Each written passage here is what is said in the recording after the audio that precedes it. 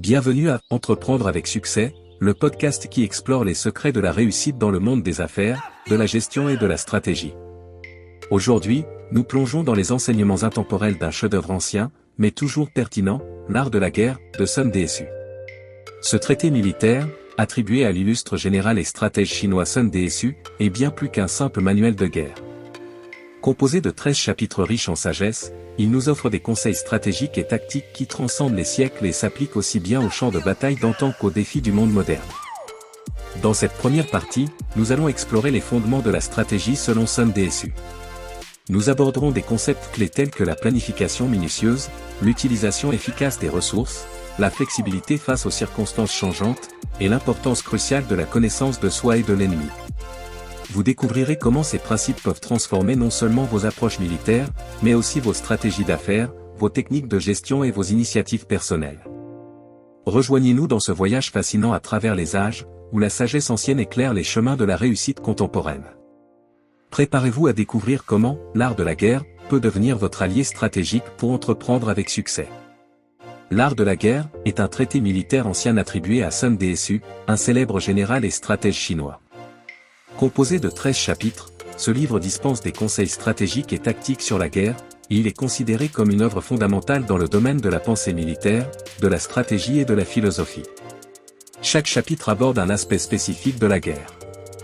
Sun Tzu met l'accent sur la planification minutieuse avant le combat, l'utilisation efficace des ressources, et l'importance de la flexibilité et de l'adaptation aux circonstances changeantes. Il souligne également l'importance de la connaissance de soi et de l'ennemi, de l'exploitation des faiblesses adverses et de la préservation de ses propres forces. L'ouvrage traite également des différents types de terrains et des stratégies appropriées pour chacun, des manœuvres militaires, de l'importance de l'espionnage et de la collecte de renseignements. Il propose des méthodes pour vaincre l'ennemi sans recourir à des combats directs, en utilisant la ruse, la surprise et l'ingéniosité. L'art de la guerre reste pertinent non seulement dans le domaine militaire, mais aussi dans la gestion, les affaires et la politique, où ces principes continuent d'influencer les stratégies contemporaines. Chapitre 1, Plans initiales. Dans ce premier chapitre, Sun Tzu insiste sur l'importance cruciale de la planification avant de s'engager dans une guerre. Il identifie 5 facteurs essentiels pour évaluer la situation et formuler une stratégie efficace. 1. La loi morale, il s'agit de l'alignement des valeurs entre le peuple et ses dirigeants, ce qui crée une cohésion et une loyauté indispensables au succès. 2. Le ciel, ce facteur inclut les conditions climatiques et le timing, qui peuvent grandement influencer l'issue des batailles. 3. La terre, il s'agit des caractéristiques géographiques du terrain, comme la distance, la difficulté d'accès, l'ampleur et la sécurité des positions. 4. Le commandant, la compétence, la sagesse, le courage et la rigueur du leader sont déterminants pour mener les troupes à la victoire. 5. La méthode et la discipline, cela inclut l'organisation, la logistique, les structures de commandement et la capacité à maintenir la discipline au sein des troupes. Sun Tzu met également l'accent sur la nécessité de l'évaluation et du calcul. Il recommande d'analyser soigneusement ces facteurs pour estimer les probabilités de succès avant de s'engager dans un conflit. Une planification minutieuse et une évaluation rigoureuse sont, selon lui, les clés pour remporter la victoire. Chapitre 2, Engagement de la guerre. Dans ce deuxième chapitre, Sun Tzu se concentre sur l'importance de la rapidité et de l'efficacité dans les opérations militaires. Il souligne que prolonger une guerre est dangereux car cela peut épuiser les ressources et miner le moral des troupes et de la population. Sun Tzu prône l'utilisation efficace des ressources, en veillant à ne pas gaspiller les provisions, les armes et les forces humaines. Il insiste sur le fait qu'une armée doit être bien approvisionnée et que les ressources doivent être utilisées de manière judicieuse pour maintenir la force et la motivation des soldats.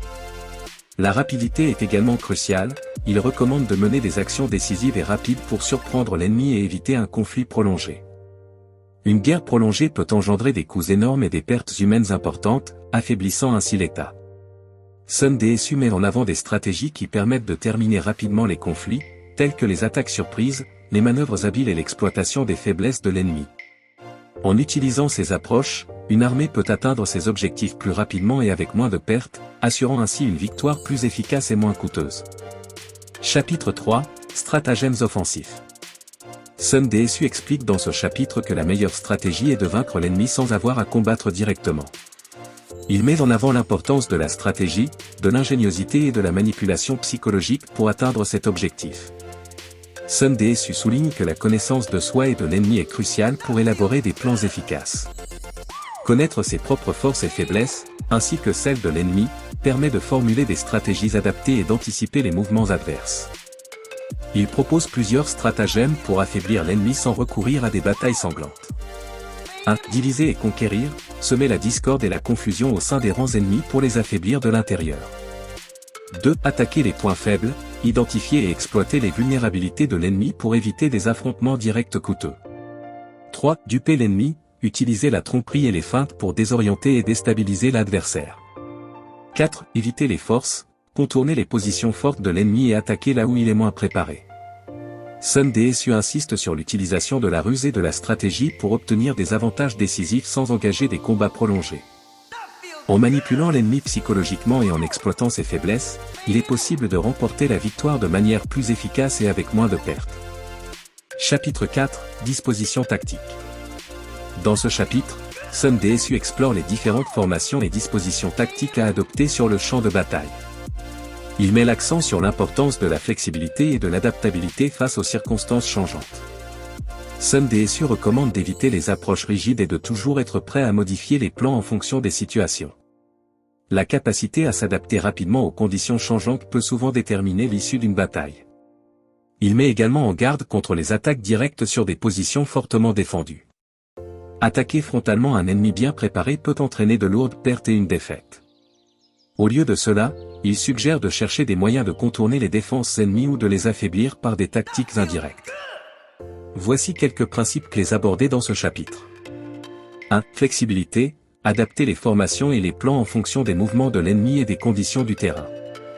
2. Évaluation constante, observer et évaluer en permanence la situation pour ajuster les stratégies en conséquence.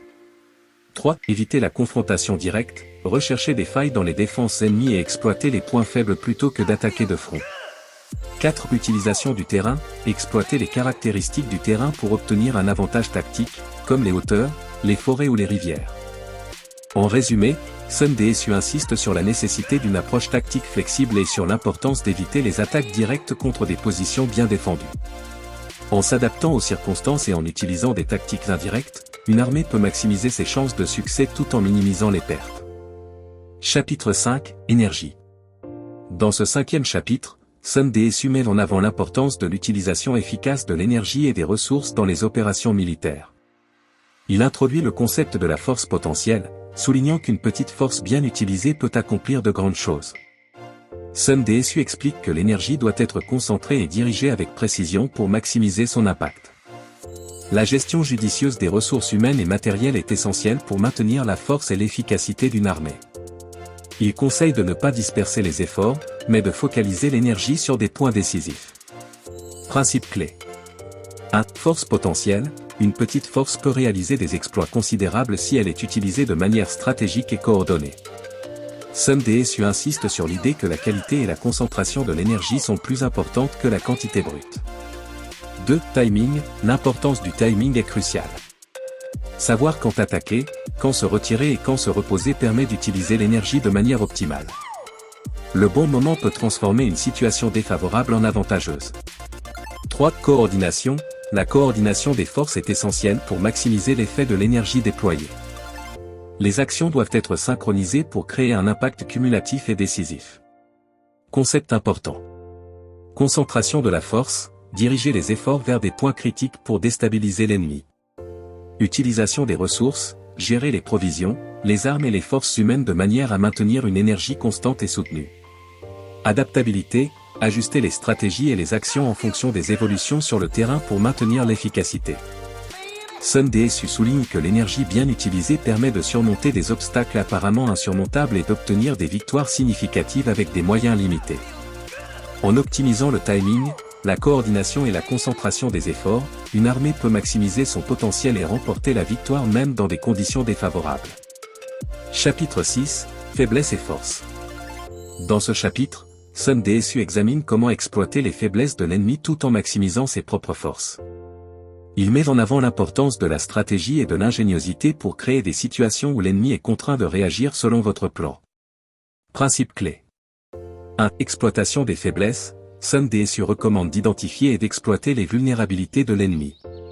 Cela peut inclure des points faibles dans leur défense, des lacunes dans leur logistique ou des faiblesses psychologiques. En ciblant ces points, une armée peut infliger des dommages disproportionnés par rapport à l'effort déployé. 2. Maximisation des forces. Connaître et utiliser ses propres forces est tout aussi crucial. Sun DSU conseille de concentrer ses efforts sur les aspects où l'on est le plus fort, en évitant les confrontations directes avec les points forts de l'ennemi.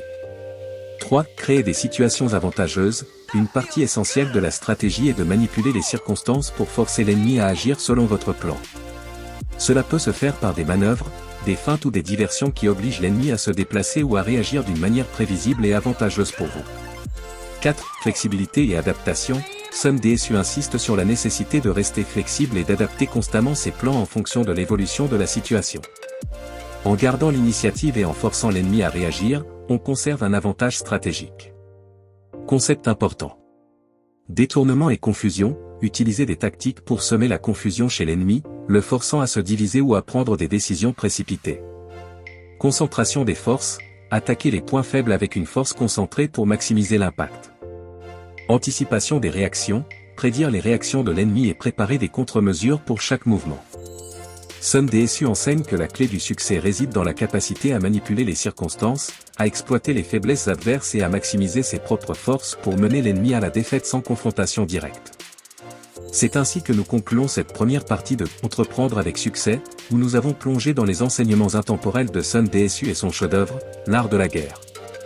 Nous avons découvert comment les principes de planification minutieuse, d'utilisation efficace des ressources, de flexibilité stratégique et de connaissance approfondie de soi et de l'ennemi peuvent s'appliquer au monde des affaires et de la gestion. Ces premiers chapitres nous rappellent que la préparation et l'adaptabilité sont essentielles pour naviguer dans les complexités de l'entrepreneuriat moderne. Tout comme sur un champ de bataille, chaque décision compte, chaque mouvement doit être calculé, et chaque ressource doit être utilisée de manière judicieuse. En incorporant les stratégies de Sun DSU dans vos pratiques professionnelles, vous pouvez non seulement anticiper et contrer les défis, mais aussi exploiter les opportunités cachées pour mener votre entreprise à la victoire. Nous espérons que cette exploration vous a inspiré et fourni des outils précieux pour votre parcours entrepreneurial. Restez avec nous pour la prochaine partie, où nous continuerons à déchiffrer les secrets de l'art de la guerre et à les appliquer à la réussite dans le monde des affaires. Merci d'avoir écouté Entreprendre avec succès. N'oubliez pas de vous abonner, de laisser vos commentaires et de partager ce podcast avec ceux qui, comme vous, aspirent à réussir avec sagesse et stratégie.